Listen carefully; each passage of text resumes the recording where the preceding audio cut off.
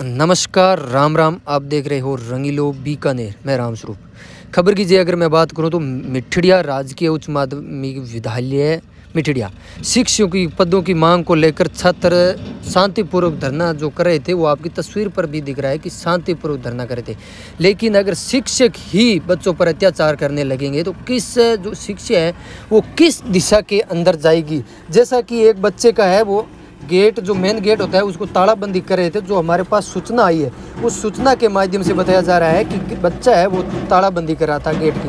क्यों राजस्थान में अगर देखा जाए तो इस बार स्कूलों की तालाबंदी आए दिन कोई न कोई स्कूल की तालाबंदी होती रहती है। तो बच्चे ने तालाबंदी कर रहा है। बच्चा बोलता हुआ भी दिखाई दे रहा है कि जो टीचर था उसने गेट के अंदर उसकी अंगुलियां देखकर तीनों अंगुलियां तोड़ दी।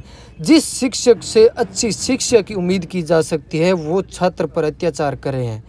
लेकिन अगर शिक्षक ही बच्चों पर अत्याचार करेगा तो ये शिक्षा किस स्तर की ओर जा रही है राजस्थान की। लेकिन बड़े बड़े ज्ञापन देने से भी कोई मुनाफा फ़ायदा नहीं मिल रहा है देखने को। लेकिन जब बड़े बड़े मंत्री है वो चुनाव के टाइम पे वादा करते हैं, उसके बाद कोई दिखाई नहीं देता।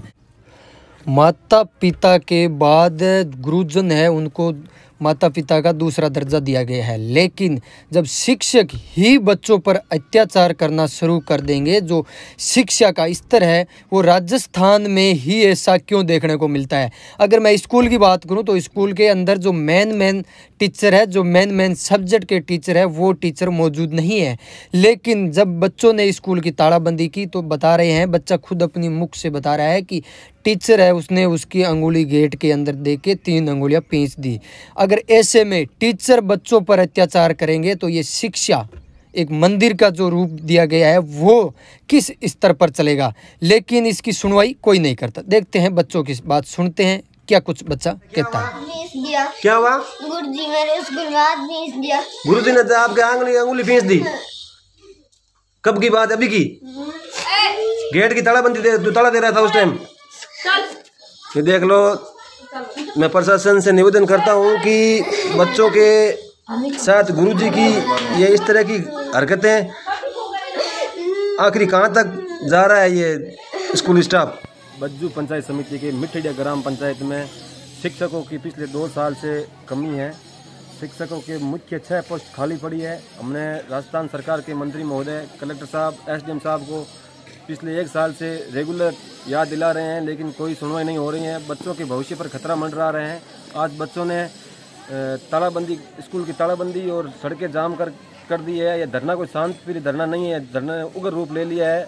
अभी तक ना प्रशासन पहुंचा है, ना कोई प्रशासन और एसडीएम, तहसीलदार, एसएचओ साहब कोई नहीं पहुंचे हैं।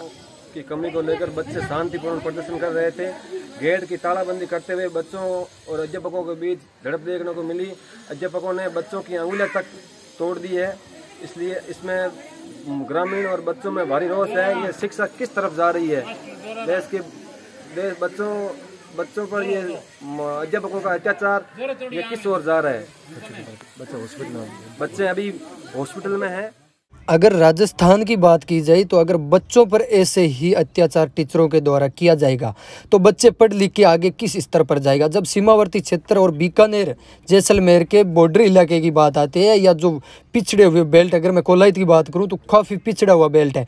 यहाँ आए दिन स्कूलों की तालाबंदी हो रही है। अगर मैं कल की बात करूँ तो कल RD 860 पर तालाबंदी है स्कूल की। लेकिन जब बच्चे अपने भविष्य के लिए शांतिपूर्वक धरना करते हैं तो मास्टरों का उस पर फर्ज बनता है कि सपोर्ट करना। लेकिन जब मास्टर ही नहीं चाहते कि स्कूलों में टीचर स्टाफ पहुंचे, और अगर मास्टर नहीं चाहते, टीचर नहीं चाहते, तो उसके बाद तो अपने इसकी बात पर क्या भी कर सकते हैं।